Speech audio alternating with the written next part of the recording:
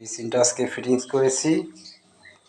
দেখুন, pedal stand machine, moving pillar cock, glass shelf, looking glass, towel rail, paper holder. এই flush tank আজকে fittings করেছি। দেখুন, পানি আসে।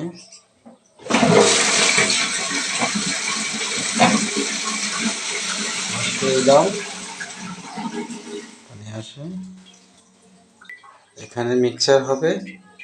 এখন সিঙ্গেল কনসিলটুকু ফিটিং করে রেখেছি, পরে মিক্সার ফিটিংস করা হবে। জর্নার কনসিল স্টপ কক, মুভিং শাওয়ার। দেখুন, ফিনিশ করা হয়ে গেছে। এটা হলো কর্নার সেলফ। দেখুন,